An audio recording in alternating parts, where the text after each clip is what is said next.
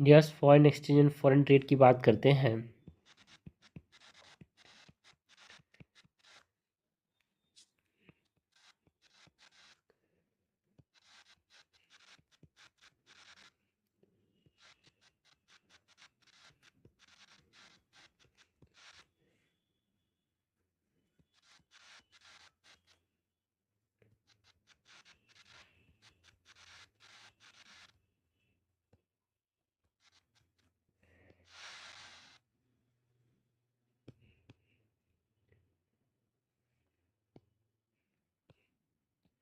India's foreign exchange and foreign trade की अगर हम बात करें तो सबसे पहले तो यहाँ पे हम बात करेंगे कि जो फॉरेन एक्सचेंज रेट सिस्टम है ये क्या होता है।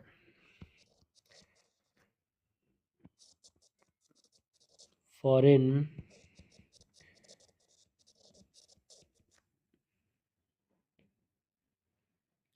Exchange rate system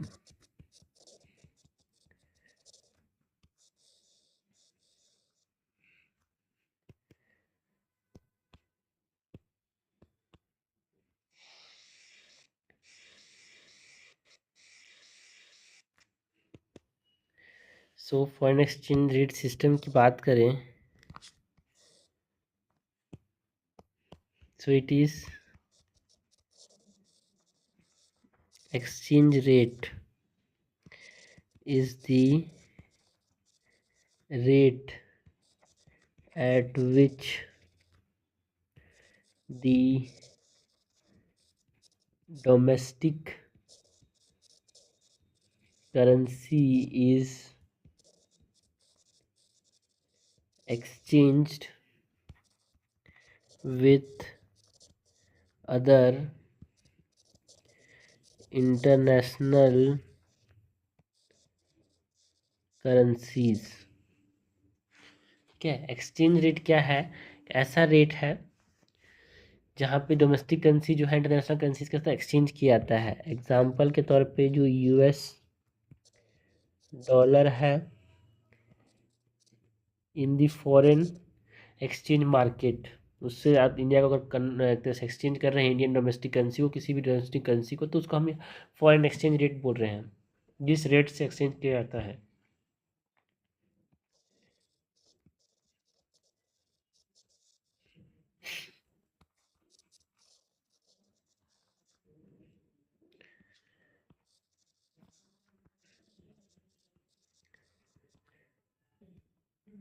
so rate at which domestic currency is exchanged with other international currencies।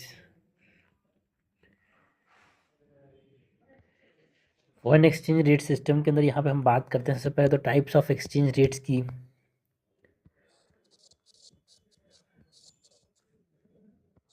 अगर type of exchange rate system की बात करते हैं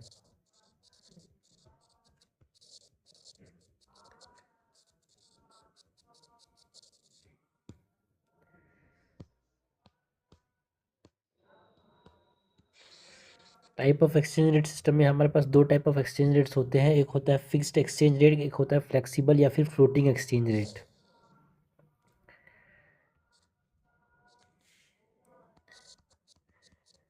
फिक्स्ड और इसको क्या बोलते हैं, packed exchange rate system.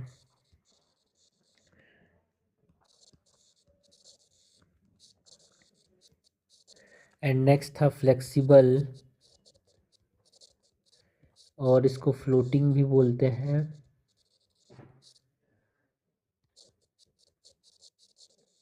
Exchange rate system, so fixed and flexible. तो इसमें जो फिक्स्ड एक्सचेंज रेट है इसमें क्या होता था भाई, जो गवर्नमेंट है वो फिक्स करता था एक्सचेंज रेट को बिटवीन डिफरेंट कंट्रीज़ के जो करेंसीज है, एंड जो इम्पोर्ट एंड एक्सपोर्ट जो होता था ना वहाँ पे जो एक्सचेंज रेट था वो इसी फिक्स्ड एक्सचेंज रेट के बेसिस पे होता था। So government fixes exchange rate between different currencies and import and export happens based on this exchange rate। And जो फ्लेक्सिबल या फिर फ्लोटिंग एक्सचेंज रेट सिस्टम है, यहाँ पे क्या होता था, इसमें जो एक्सचेंज रेट है is determined by demand and supply of different currencies in the forex market. So fixed exchange rate में गवर्नमेंट फिक्स करता था एक्सचेंज रेट्स को, एंड फ्लेक्सिबल एक्सचेंज रेट में determined by demand and supply. तो यहाँ पे fixed exchange rate के कुछ फ़ायदे नुकसान है, एंड फ्लेक्सिबल एक्सचेंज रेट के भी यहाँ पे फ़ायदे नुकसान है। सबसे पहले तो हम लोग फिक्स एक्सचेंज रेट की बात करें तो इसके एडवांटेजेस की बात करते हैं। Advantages of what? Advantages of the fixed exchange rate.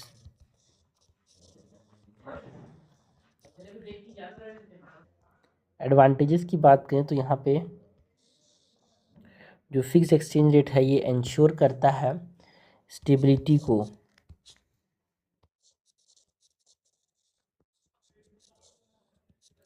Ensure stability in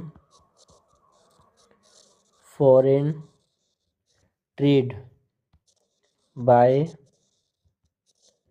avoiding day to day fluctuations. ठीक है, तो ऐसे ये स्टेबिलिटी लाता है। एंड एक तरह से यहाँ पे लो रिस्क इन्वॉल्व होता है फिक्स्ड एक्सचेंज रेट में, एंड जो अनसर्टेनिटीज़ देखने को मिलते हैं फॉर इन्वेस्टमेंट वो यहाँ पे देखने को मिलते हैं यार। लो रिस्क एंड अनसर्टेनिटीज़ होता है यहाँ पे, क्योंकि अगर आप समझना फिक्स्ड एक्सचेंज नहीं है, फ्लोटिंग है, तो लोग बदलते रहेंगे, है ना, एक्सचेंज रेट्स को। तो उसकी वजह से यहाँ पे लोग का यहाँ पे इकोनॉमी के ऊपर भरोसा भी एक ही दिन में ऊपर नीचे होते रहेगा। सो यहाँ पे लो रिस्क एंड अनसर्टेनिटीज़ देखने को मिलती है फिक्स्ड एक्सचेंज रेट में। एंड यहाँ पे जो फिक्स्ड एक्सचेंज रेट है इट एलिमिनेट्स जो स्पेकुलेटिव एक्टिविटीज़ होता था इंटरनेशनल ट्रांजैक्शन में। किसी का यहाँ पे इकोनॉमी कमज़ोर होने वाला है तो वहाँ से पैसा निकाल लेते हैं, बढ़ने वाला है तो वहाँ डाल देते हैं, तो जो स्पेकुलेटिव एक्टिविटीज़ होते थे उसको यहाँ पे ये एलिमिनेट कर देता है जो फिक्स्ड एक्सचेंज रेट है वो eliminates speculative activities in international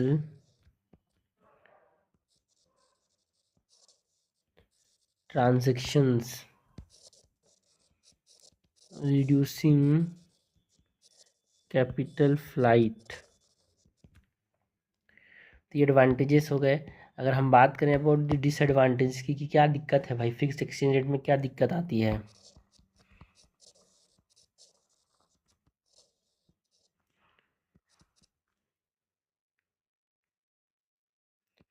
so disadvantages की हम बात करें तो जो फिक्स एक्सचेंज रेट है इट लीड टू एक से प्रॉब्लम भी देखने को मिल सकता है इंटरनेशनल लिक्विडिटी में यार। Leads to the problem of international liquidity and may contribute to recession. And ये रेंडर करता है जो मॉनेटरी पॉलिसी इनफेक्टिवनेस है उसको यहाँ पे ये रेंडर करता है।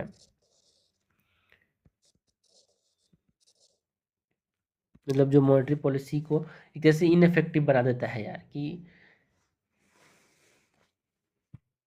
ठीक है, तो मॉनेटरी पॉलिसी इसकी वजह से इनफेक्टिव हो जाती है। तो ये हमारे पास एडवांटेजेस एंड डिसएडवांटेजेस की बात की of the fix exchange rate. ये इंश्योर करता है स्टेबिलिटी। यार फिक्स एक्सचेंज रेट जो है इन्वेस्टमेंट के जो फॉरेन इन्वेस्टमेंट है उसमें रिस्क को और एक तरह से अनसर्टेनिटीज को कम करता है।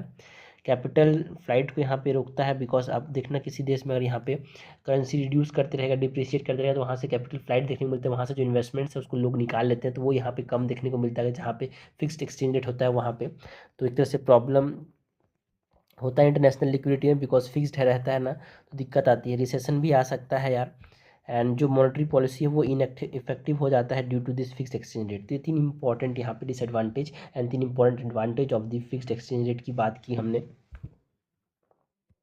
जो ये फ्लेक्सिबल या फिर फ्लोटिंग एक्सचेंज रेट है, यहाँ पे हमारे पास एक होता है फ्री फ्लोट, एक होता है मैनेज फ्लोट, ठीक है। कभी कभी यहाँ पे जो पूरा फ्लोटिंग होता है थोड़ा सा फिक्स्ड भी होता है, ठीक है, इसी के अंदर। तो इसको हम 2 प्रकार से डिवाइड करते हैं फ्लोटिंग एक्सचेंज रेट को। एक है फ्री फ्लोट, एक है manage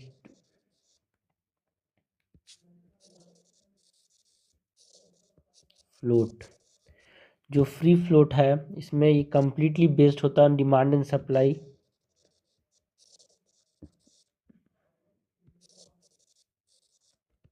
completely based on demand and supply.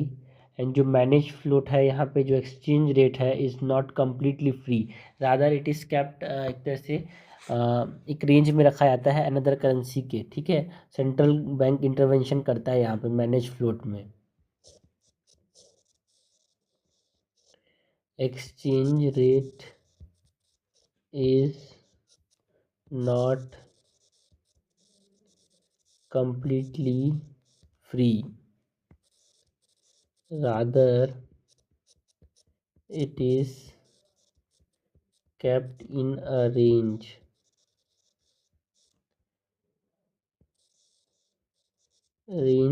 against another currency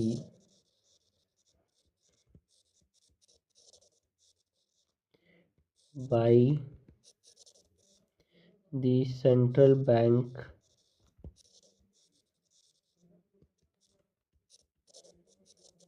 intervention. So kept in range against another currency। And जो फ्री फ्लोट है मैनेज फ्लोट है इसमें डिवाइड किया गया है फ्लोटिंग को। ना अगर हम एडवांटेज की बात करें अब द फ्लोटिंग एक्सचेंज रेट का क्या एडवांटेज है भाई।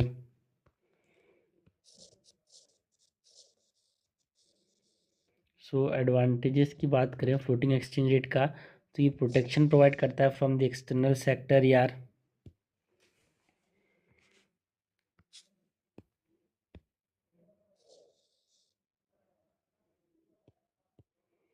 के एडवांटेज में क्या है, प्रोटेक्शन फ्रॉम मतलब एक्सटर्नल जो शॉक्स हैं उनसे यहाँ पे ये प्रोटेक्शन प्रोवाइड करता है जो फ्लोटिंग एक्सचेंज रेट है, क्योंकि ये एडजस्ट कर लेता है इन रिस्पॉन्स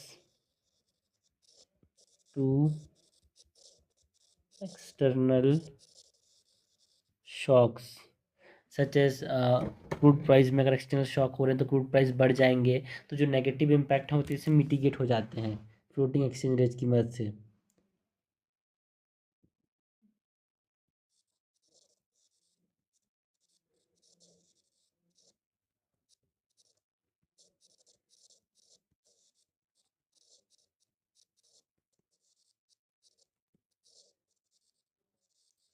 mitigating their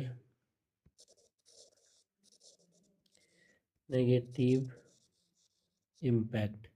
दूसरा एडवांटेज क्या है, पहला एडवांटेज क्या था भाई, protection from the external shock, ये फ्लोटिंग एक्सचेंज रेट प्रोटेक्ट करता है। दूसरा एडवांटेज ये है कि एक तरह से ऑप्टिमल रिसोर्स एलोकेशन करता है, मतलब जो रिसोर्सेज हैं they are allocated efficiently in the international trade. Optimal resource allocation, resources are allocated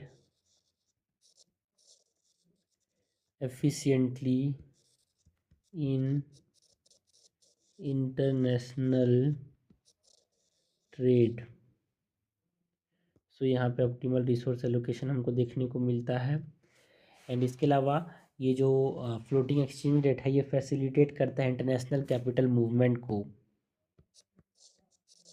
facilitate international capital movement, जिसके वजह से ऐसे कैसे भाई कैसे फैसिलिटेट करते हैं इंटरनेशनल कैपिटल मूवमेंट को फ्लोटिंग एक्सचेंज रेट, है ना। So it eliminating the need for member countries to maintain large international reserves. सो उनको एक तरह से मेंटेन करने पे मजबूर करता है, मतलब नीड को जो था उसको कम करता है कि लार्ज नेशनल रिजर्व्स रखने पड़ेंगे। सो उसको यहाँ पे ये बचाता है। तो ये एडवांटेज हो गया यार। तो कुछ डिसएडवांटेज भी है भाई हमारे पास जो फ्लोटिंग एक्सचेंज रेट है इसके। सो अगर disadvantage of the floating exchange rate की बात करें,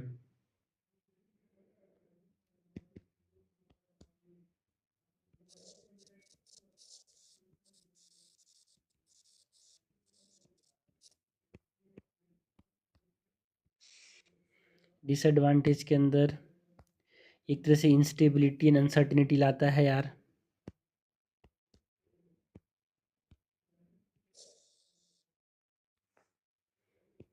ओके, इंस्टेबिलिटी एंड अनसर्टिनिटी लाता है ये।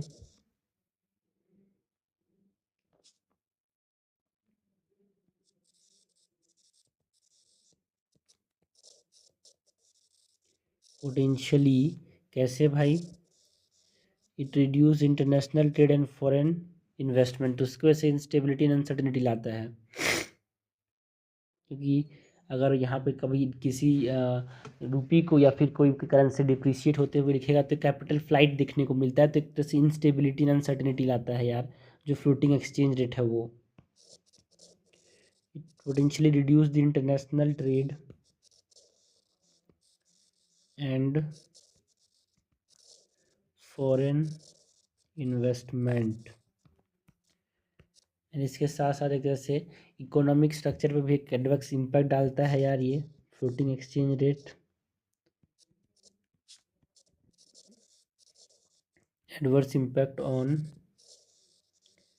इकोनॉमिक स्ट्रक्चर कैसे भाई, ये डिसरप्ट करता है the price of imports and exports को एंड डिस्टेबलाइज करता है the economy.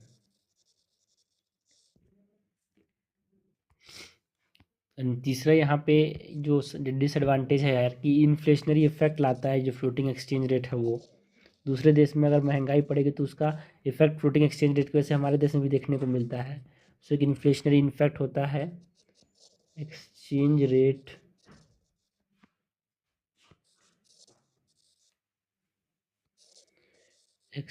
Depreciation make us inflationary pressure on the domestic price level, further depreciating the currency's external value। सो इन तीन डिसएडवांटेज मेन है यहाँ पे। इंस्टेबिलिटी एंड अनसर्टिनिटी लाता है floating exchange rate, adverse impact लाता है इकोनॉमिक स्ट्रक्चर के अंदर, अगर कहीं और डिस्टर्ब हुआ तो उसकी वजह से हमारे देश में भी डिस्ट्रप्शन देखने को मिलता है, इन्फ्लेशनरी इफेक्ट देखने को मिलता है यार। So this are three important disadvantages of what, हमारे पास जो फ्लोटिंग एक्सचेंज रेट है उसकी डिसएडवांटेज एंड एडवांटेज की बात की यार। नेक्स्ट हम बात करेंगे अबाउट ये डिप्रिसिएशन क्या होता है, डिवैल्यूएशन क्या होता है उसकी।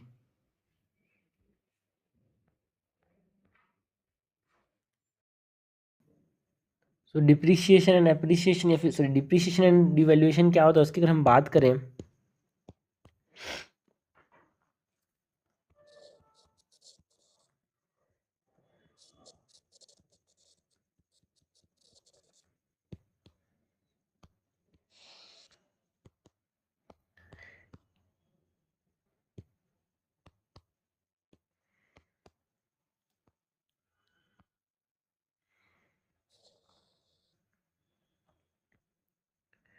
तो जो डिप्रिसिएशन है वो कब होता है भाई? It occurs when the value of domestic currency, जब वो वैल्यू जो डोमेस्टिक करेंसी का जब फॉल होता है इंटरनेशनल एक्सचेंज मार्केट में, है ना, क्योंकि डिमांड जो सप्लाई है वहाँ पे दिक्कत होती है, तो उसकी वजह से डिप्रिसिएशन होता है, जो वैल्यू है वो कम होता है, उसको हम डिप्रिसिएशन बोलते हैं। So depreciation occurs when the value of the domestic currency it falls in the international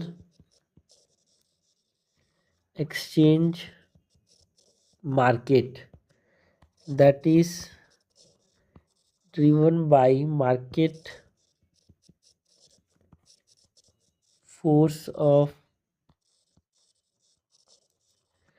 demand and supply। सो जब वैल्यू फॉल करता है डोमेस्टिक करेंसी का, तो इसको हम क्या बोलते हैं? डिप्रिसिएशन। एंड ये क्यों होता है? Because of the market forces of demand and supply.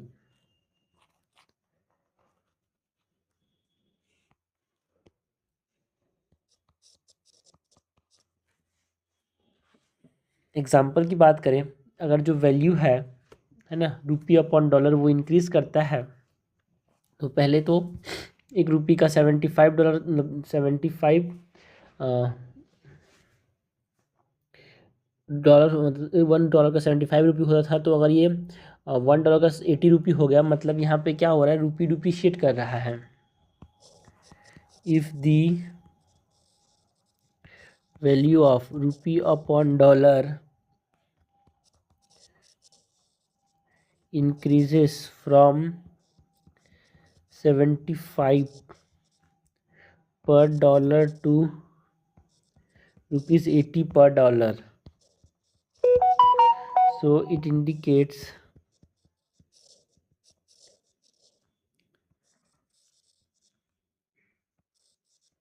Depreciation. And यहाँ पे जो डिप्रिसिएशन है, इट्स फाउंड अंडर एक फ्लेक्सिबल एक्सचेंज रेट सिस्टम के अंदर यहाँ पे चलता है यार। अगर फिक्स्ड है तो वहाँ पे डिप्रिसिएशन नहीं होगा। So found under a flexible exchange rate system, and जो डिप्रिसिएशन है results in a decrease in net foreign currency outflow। Depreciation से जो नेट फॉरेन करेंसी आउटफ्लो है वो क्या होता है? डिक्रीज होता है। In the case of and import surplus country, जहाँ पे इम्पोर्ट सरप्लस है कंट्री में, एंड वाइस वर्सा। ये हमने बात की अबाउट व्हाट? ये हमने बात की अबाउट डिप्रिसिएशन। नाउ डिप्रिसिएशन के बाद हम बात करें अबाउट डिवैल्यूएशन की।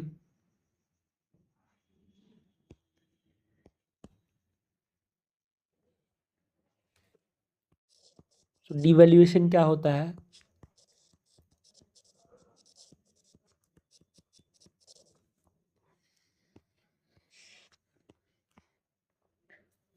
तो डिवैल्यूएशन कब होता है भाई? तो फिक्स्ड एक्सचेंज रेट में यहाँ पे हमको डिवैल्यूएशन देखने मिलता है जब गवर्नमेंट खुद की वैल्यू को जानबूझ के कम करे, तो उसको हम क्या बोलेंगे? डिवैल्यूएशन बोलेंगे। सो occurs when the government deliberately reduces the value of the domestic currency. Example के तौर पे ना, गवर्नमेंट जानबूझ से काम कर रहा है तो उसको हम क्या बोलेंगे, डिवैल्यूएशन बोलेंगे। एग्जाम्पल के तौर पे, if the government increase the value of dollar and rupee from 75 per dollar to 80 to rupees 80 per dollar, it signifies devaluation। And जो डिवैल्यूएशन है कहाँ पे देखने को मिलता है, it is found under a fixed exchange rate system. And जो devaluation है it leads to and excess supply of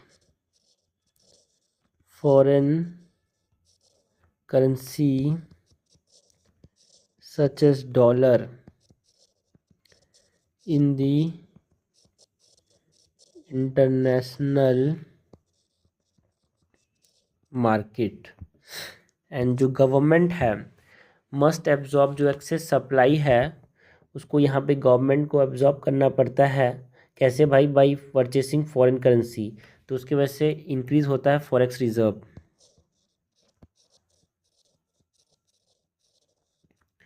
the government must absorb this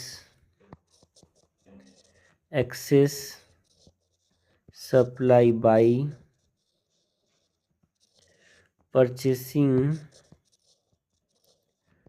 foreign currency,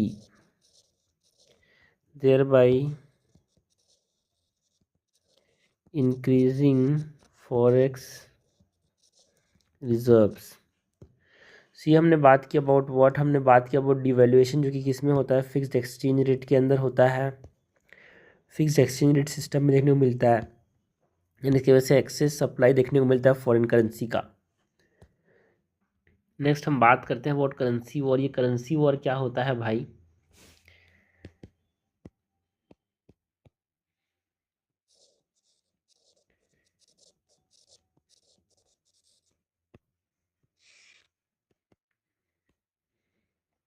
currency war कब देखने को मिलता है, it occurs when countries fiercely compete to, एक तरह से जो अपनी खुद की करेंसी को डिवैल्यू करने में अगर मतलब कोशिश करते रहे कभी कंट्री, तो उसको बोलते हैं करेंसी वॉर। क्यों भाई, करेंसी को डिवैल्यू करने से क्या होता है, ट्रेड एडवांटेज मिलता है ना उसको, यहाँ पे चाहने के लिए यहाँ पे जब कम करती है उसको बोलते हैं करेंसी वॉर। हर देश अपना ऐसा करती है, डिवैल्यू करने की कोशिश करती है जिससे उसको ट्रेड एडवांटेज मिले, तो इसको हम क्या बोलते हैं, currency war.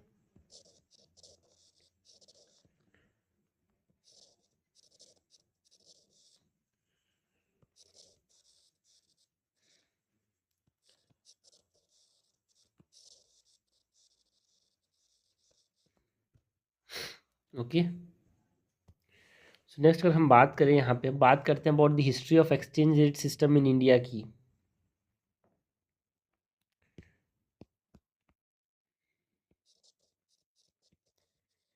History of exchange rate system in India.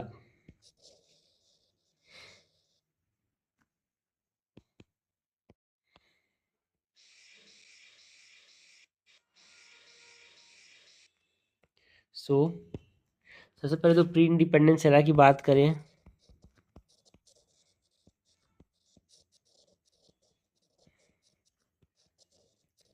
सो जो प्री इंडिपेंडेंस एरा है यहाँ पे ये सिल्वर स्टैंडर्ड देखने को मिलता था भाई इस समय। प्री इंडिपेंडेंस एरा की बात करें सो एक सिल्वर स्टैंडर्ड फॉलो किया जाता था 1893 से पहले, जहाँ पे इंडियन रुपी जो था वो सिल्वर के साथ लिंक था। सिल्वर स्टैंडर्ड बिफोर मतलब 1893 के पहले, जिसमें जो इंडियन रुपी है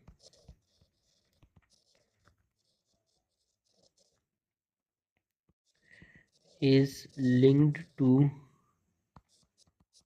silver and gold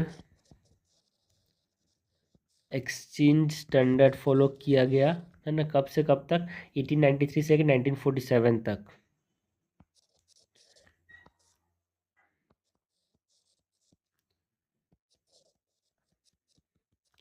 इसके अंदर जो रुपी था वो ब्रिटिश पाउंड के साथ यहाँ पे गोल्ड एक्सचेंज के अंदर ब्रिटिश पाउंड के साथ यहाँ पे पैक्ट किया जाता था, उसके साथ कंपेयर किया जाता था।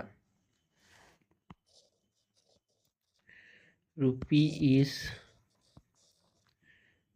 पैक्ट टू ब्रिटिश पाउंड, ठीक है। सो हमारे पास जो सिल्वर स्टैंडर्ड है यहाँ पे rupees linked to silver and it is pegged to British pound. Pre independence era के बाद अगर हम बात करें पोस्ट इंडिपेंडेंस एरा की,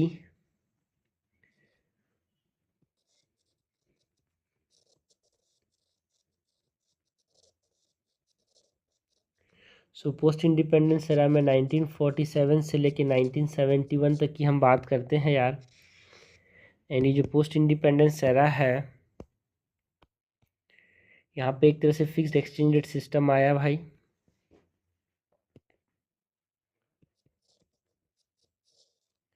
फिक्स्ड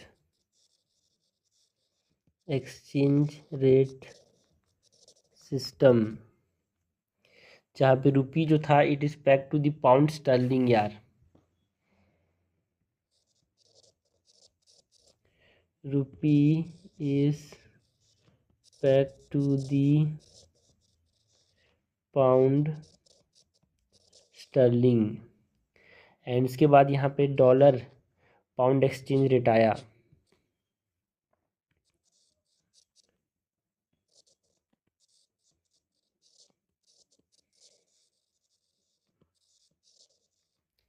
जो कि indirectly affected the rupee, so pegged to the pound sterling, ये हमने बात की। और पोस्ट इंडिपेंडेंस एरा की, पोस्ट इंडिपेंडेंस के बाद अगर हम बात करें यहाँ पे ब्रिटेन वुड्स एरा,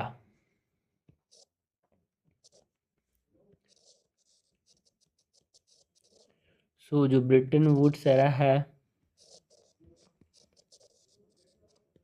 1944 से लेके 1971 के बीच हमने देखा। यानी जो ब्रिटेन वुड्स एरा है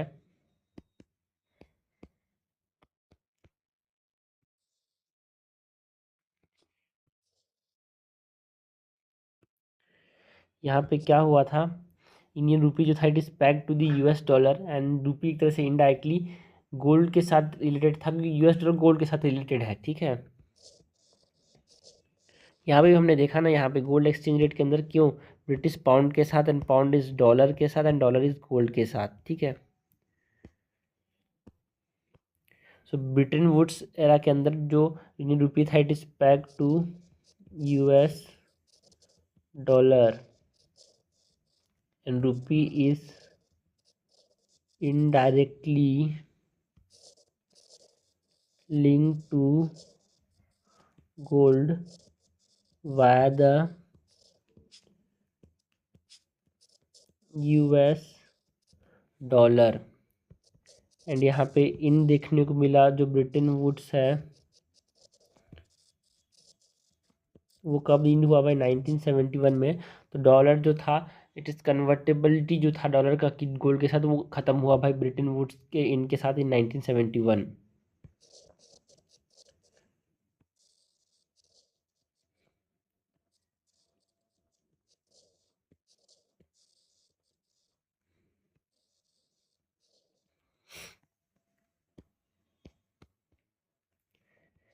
इसके बाद जो ब्रिटेन वुड्स एरा है, उसके बाद हम क्या देखने को मिला 1971 से लेके जो 1991 का एरा है।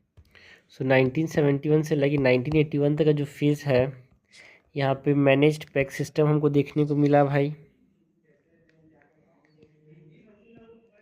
ये जो मैनेज्ड पैक सिस्टम है, इसमें क्या होता है भाई, मैनेज्ड पैक सिस्टम, इसमें रूपी जो था it is pegged to a basket of currency, जिसमें US dollar, pound and yen था भाई। ठीक है, बहुत सारे लोगों के साथ इसको यूपी को यहाँ पे कंपेयर किया गया। Rupee peg to a basket of currencies including US dollar, pound and yen. यानी जो मैनेज्ड पैक सिस्टम है, इसमें लिमिटेड फ्लेक्सिबिलिटी अलाउ किया गया है, जो कि स्टेबलाइज करता है एक तरह से एक्सपोर्ट्स एंड इम्पोर्ट्स को। Limited flexibility allowed to stabilize exports and imports। 1971 1991 के बाद जो फेज़ आया, जिसको हमने बोला पोस्ट लिबरलाइजेशन एरा, 1991 के बाद आया भाई पोस्ट लिबरलाइजेशन एरा।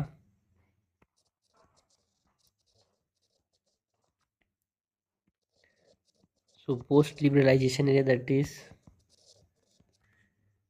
1991 ऑनवर्ड्स।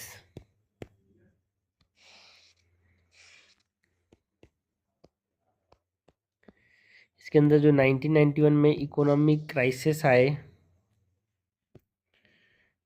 1991 में जो इकोनॉमिक क्राइसिस हमको देखने को मिला यार, जिसमें जो रूपी था इट इज़ डिवैल्यूड टू, है ना, एड्रेस जो बैलेंस ऑफ पेमेंट क्राइसिस हो रहे थे उसके एड्रेस करने के लिए रूपी को डिवैल्यू कर दिया गया।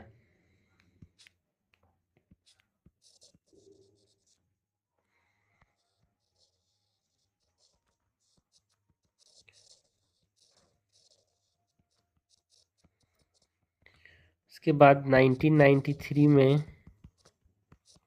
हमको शिफ्ट देखने को मिला यार to the market determined exchange rate system and dual exchange rate system जो था वो हमको देखने को मिला। इसने रिप्लेस कर दिया एक तरह से यूनिफाइड मार्केट ड्रिवन रेट्स को। Dual exchange rate system replaced by unified market driven rates।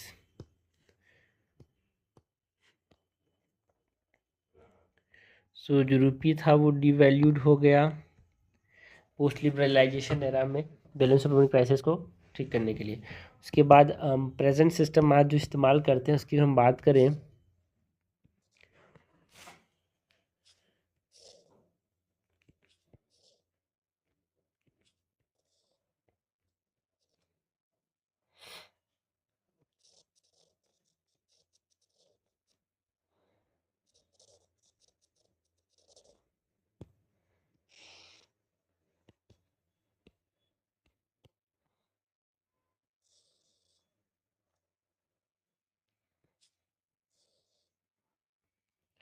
Present system के अंदर जो आज हम देखते हैं वो कौन सा देखते हैं भाई, मैनेज्ड फ्लोटिंग सिस्टम। जिसमें थोड़ा मैनेज भी किया आता है, थोड़ा सा मार्केट बेसिस पे भी चलता है। सो जो रुपी का जो वैल्यू है is determined by market forces, that is supply and demand. And जो रिजर्व बैंक ऑफ इंडिया है कभी कभी एक्सेसिव वॉलेटिलिटी को कंट्रोल करती है, इंटरवीन करती है कंट्रोल करने के लिए। Reserve bank of India that is RBI intervenes to control excessive volatility. So it is determined by market forces, and the Reserve Bank of India है that is RBI, it intervenes to control excessive volatility. उसके बाद ये हमने बात की present system की ना। अभी यहाँ पे की ट्रेंड एंड पॉलिसीज़ की अगर हम बात करें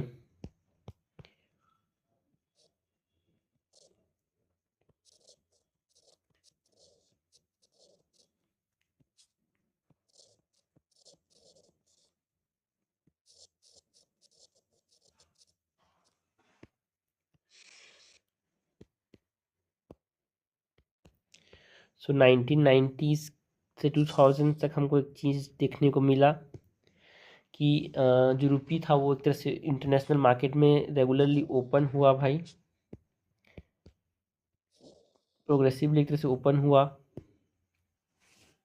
फिर बाद में 2023-24 में एक तरह से डिप्रिसिएशन देखने को मिला ड्यू टू मतलब ग्लोबल वॉलेटिलिटी होने वाला है, तो जिसको हम टेम्पर टेंट्रम बोलते हैं, मजबूर मतलब एक तरह से कि खर्चा होने वाला है कि रुपी डिप्रिशिएट होने वाला है, सोच कि यहाँ पे डिप्रिशिएट होने का। अभी तो फोकस क्या है कि हम यहाँ पे स्टेबिलिटी मेंटेन रखना चाहते हैं फॉरेक्स रिजर्व के थ्रू एंड मॉनेटरी पॉलिसी के through.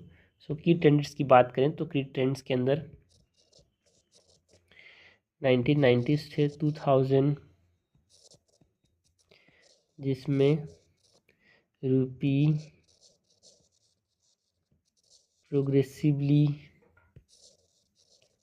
Open to international trade. And 2013 to 2014 की बात करें सो यहाँ पे डिप्रिसिएशन देखने को मिला ड्यू टू टेंटम टेम्परम की यहाँ पे डिप्रिशिएट करने वाला है, सोच के यहाँ पे ये डिप्रिशिएट होने लगा क्योंकि लोग पैसा निकालने लगे यहाँ पे इंडियन मार्केट से, और ग्लोबल वॉलेटिलिटी की वजह से भी यहाँ पे ये क्या हुआ डिप्रिसिएशन देखने को मिला इंडियन करेंसी का। एंड जो करंट फोकस है इसमें stability through forex reserve and prudent monetary policy.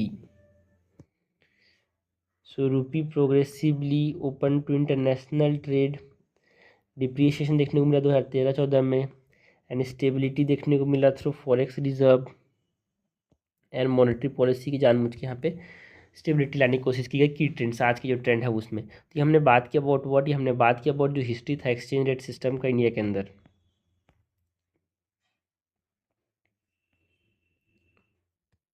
Next अगर हम बात करें अबाउट नॉमिनल एक्सचेंज रेट्स की, है ना, real exchange rates, purchasing power parity and nominal effective exchange rate की, तो सबसे पहले तो हम बात करते हैं अबाउट नॉमिनल एक्सचेंज रेट। ये क्या होता है भाई?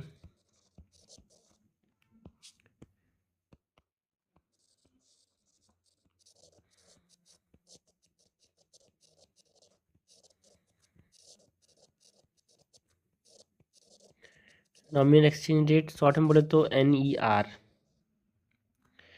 नॉमिनल एक्सचेंज रेट है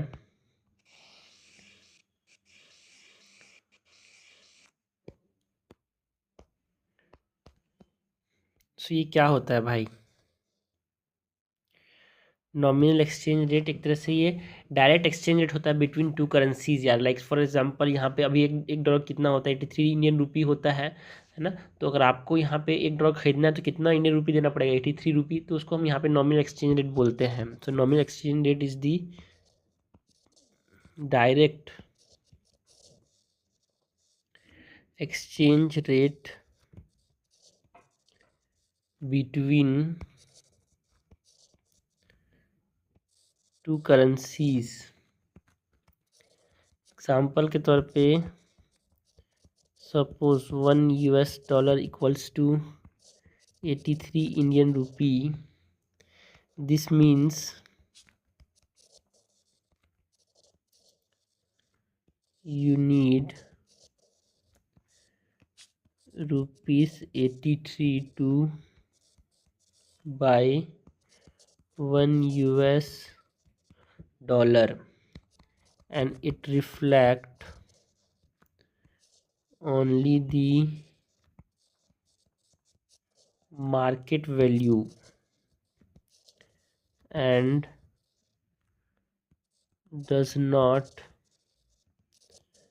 consider inflation or price level in either country.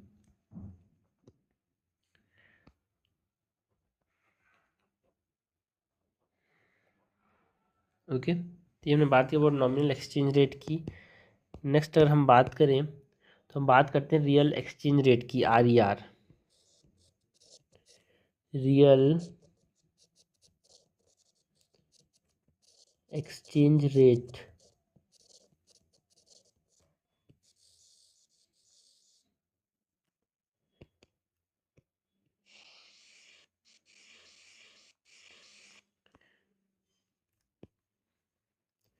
जो रियल एक्सचेंज रेट है, यहाँ पे जो नॉमिनल एक्सचेंज रेट है उसको एडजस्ट किया जाता है यार प्राइस लेवल दोनों कंट्रीज के हिसाब से, जो कि एक्चुअल एक तरह से परचेसिंग पावर को बताता है।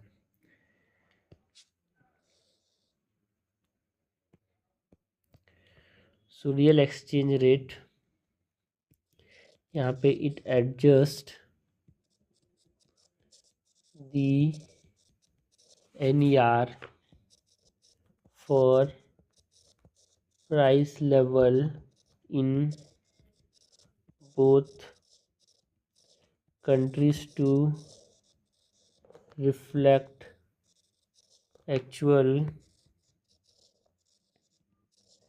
purchasing power। एग्जाम्पल के तौर पे अगर हम इमेजिन करते हैं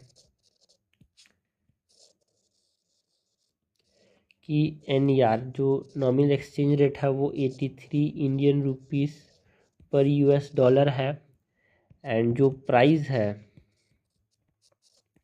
ऑफ अ प्रोडक्ट, किसी भी प्रोडक्ट का अगर प्राइस यहाँ पे USA के अंदर इन US अगर $10 है, द सेम प्राइस इंडिया में कितना होना चाहिए, है ना। उसका सेम प्रोडक्ट इन इंडिया ये कितना है, 900।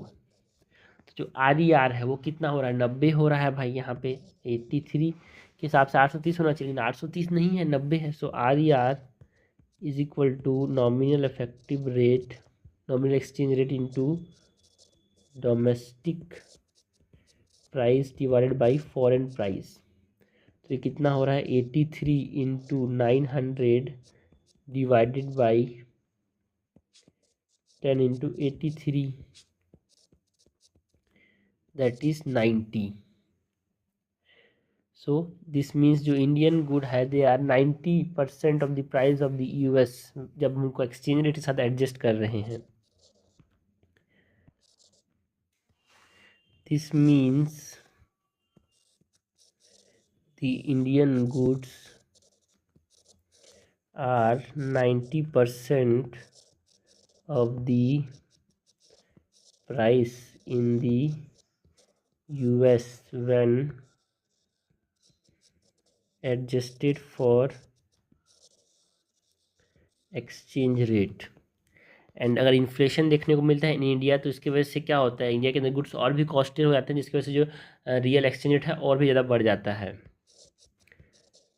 If inflation in India increases, Indian goods become costlier, raising the real effective exchange rate, मतलब रियल एक्सचेंज रेट। नेक्स्ट हम बात करते हैं about nominal effective exchange rate की। ये नॉमिनल इफेक्टिव एक्सचेंज रेट क्या होता है?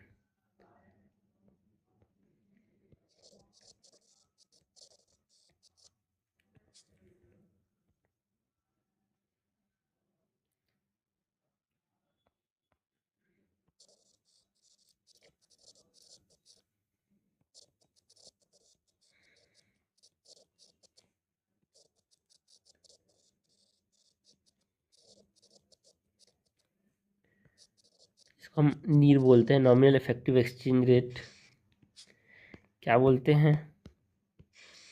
नीर।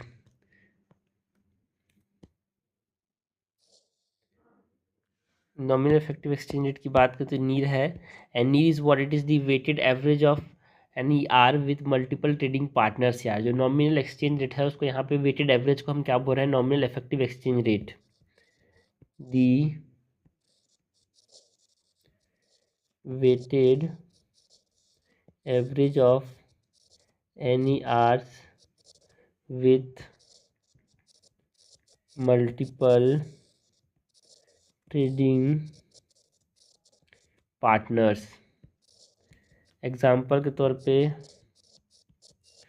Suppose India trades with two countries. अगर इंडिया दो कंट्रीज का ट्रेड कर रही है, सो यूएस के अंदर 60% ऑफ ट्रेड है अगर, सो जो NER है, नॉमिनल इफेक्टिव एक्सचेंज रेट है, ये यहाँ पे अगर 83 इंडियन रुपीज़ पर US डॉलर है, एंड यूरोप के साथ अगर ट्रेड कर रही है 40% ऑफ द ट्रेड है, ठीक है, तो वहाँ पे जो NER होगा it is about 90 Indian rupees पर यूरो। तो यहाँ पे जो NER है, नॉमिनल इफेक्टिव एक्सचेंज रेट है, is equal to 0.6 into 83 plus 0.4 into 90, 40% इसके साथ 80% इसके साथ, so it is 49.8 plus 36 which is 85.8। ये हमारे पास क्या हो जाता है? Nominal effective exchange rate. So NER जो है nominal effective exchange rate is does not, है ना, एक तरह से एडजस्ट नहीं करता अपने आप को फॉर इन्फ्लेशन या फिर जो प्राइस डिफरेंसेस है, बट एक तरह से जो ओवरऑल करेंसी का जो स्ट्रेंथ है against a basket of good और बास्केट ऑफ करेंसीज वो बताता है नीर। सो ये क्वेश्चंस आते हैं ना कि इनमें से कौन सा बास्केट ऑफ एक तरह से में स्ट्रेंथ को बताता है, करेंसी का स्ट्रेंथ को। Does not adjust for inflation और price difference but provides a measure of overall currency strength against a basket of currencies। ठीक है, तो जो नॉमिनल इफेक्टिव एक्सचेंज रेट है, it weighted average of the nominal effective rates with multiple trading partners, जैसे यहाँ पे हमने US and Europe के साथ किया है। एंड ये जो रियल एक्सचेंज रेट है एडजस्ट दी NER, नॉमिनल एक्सचेंज रेट को एडजस्ट करते हैं जब प्राइस विद दोनों कंट्रीज के साथ, तो actual pricing, actual purchasing power को ये बताता है। सो रियल एक्सचेंज रेट जो है एक तरह से इन्फ्लेशन के साथ अफेक्ट होता है, बट जो नॉमिनल इफेक्टिव एक्सचेंज रेट है वो स्ट्रेंथ को बताता है यार। तो यहाँ पे जो रियल एक्सचेंज रेट है, यहाँ पे बात की जा रही है अबाउट परचेसिंग पावर की, तो परचेसिंग पावर पैरिटी की बात करते हैं। ये परचेसिंग पावर पैरिटी क्या होता है? एक तरह से ये कंपेयर करता है जो कॉस्ट है स्टैंडर्ड बास्केट ऑफ गुड्स को दो कंट्रीज के अंदर, ठीक है।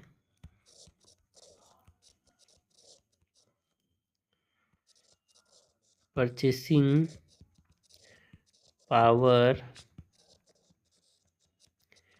Parity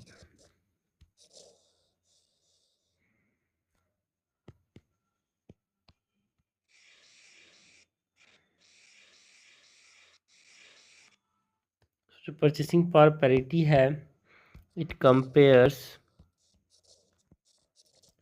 the cost of a standard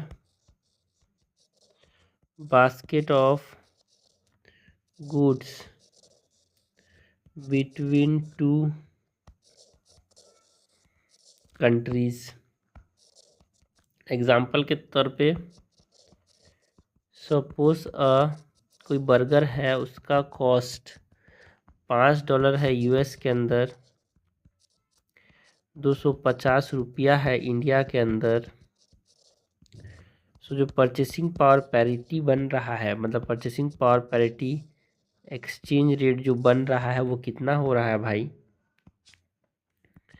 it is price in INR upon price in $, जो कि 250 divided by 5 equals to 50 rupees बन रहा है। ठीक है, it is 50 Indian rupees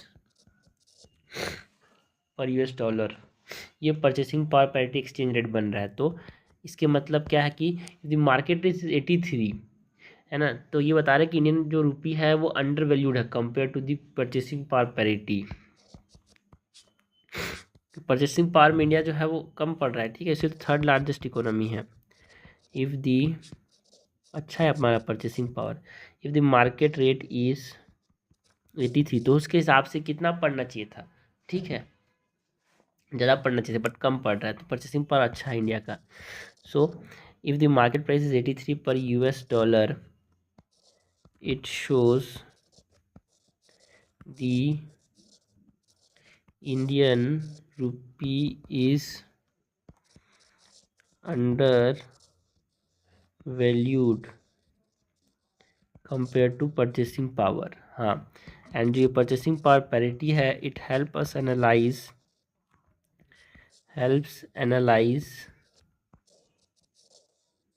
exchange rates को एनालाइज करने में हेल्प करता है over time and compare the cost of living between countries. So ये हमने बात की अबाउट परचेसिंग पावर पैरिटी की। So it compares the cost of standard basket of goods between two countries, है ना। तो हमने बात की परचेसिंग पावर पैरिटी के, रियल एक्सचेंज रेट की, नॉमिनल इफेक्टिव एक्सचेंज रेट की।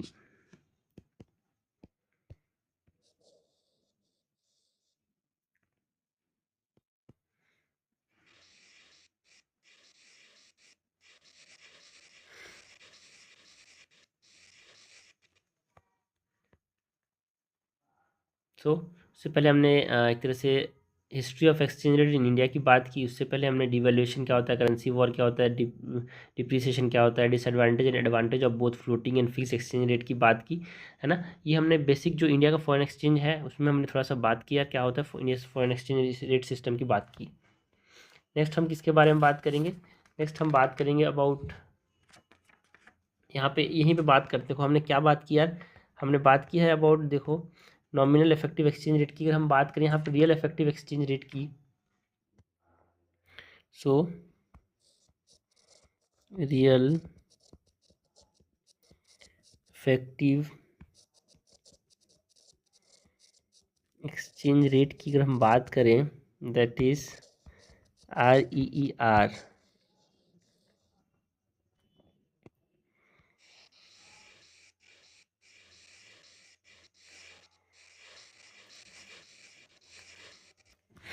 Real effective exchange rate. So एक तरह से ये नॉमिनल इफेक्टिव एक्सचेंज रेट को एडजस्ट करता है इन्फ्लेशन के साथ and its trading partners. So the real effective exchange rate adjust nominal effective exchange rate need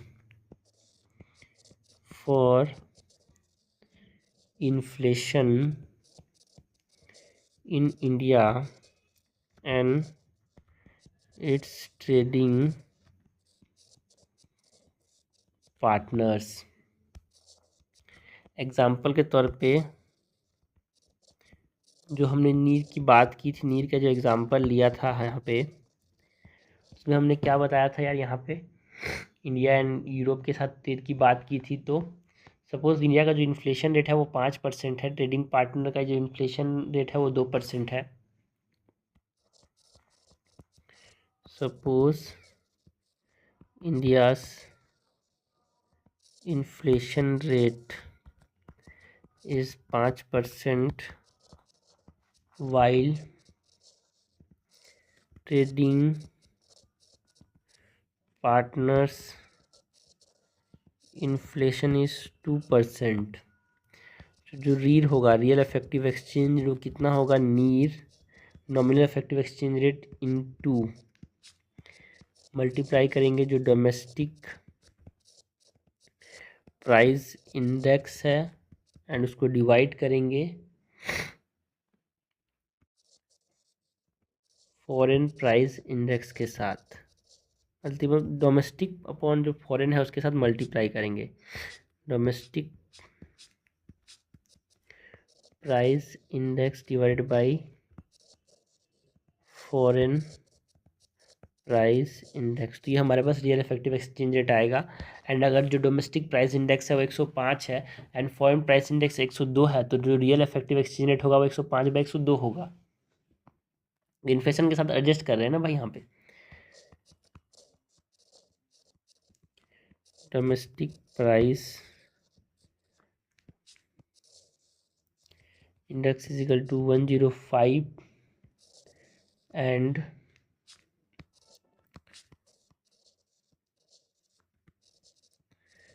foreign price index is equal to 102।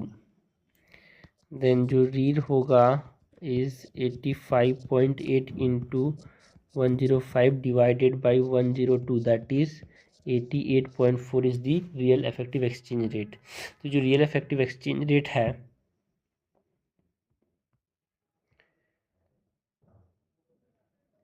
एक तरह से राइजिंग अगर ट्रेंड देखने को मिलता है रियल इफेक्टिव एक्सचेंज रेट में, तो वो क्या को बता रहा है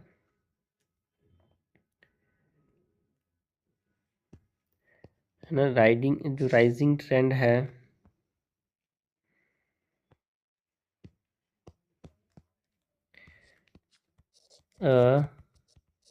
rising real effective exchange rates indicate करता है कि जो इंडियन गुड्स है,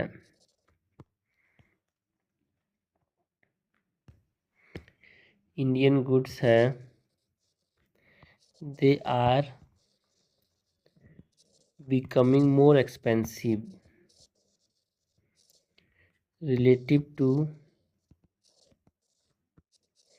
जो ट्रेडिंग पार्टनर्स हैं उससे और ज़्यादा महंगे हो रहे हैं इंडिया के जो प्रोडक्ट्स हैं, वो बता रहे हैं, जिसकी वजह से रिड्यूस रहता है हमारे export competitiveness.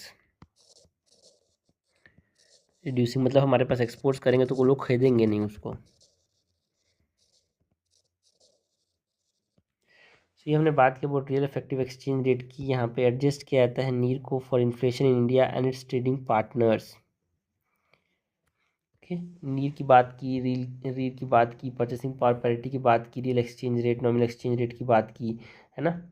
History of exchange rates, devaluation, depreciation, disadvantage and advantage of floating and fix exchange rate.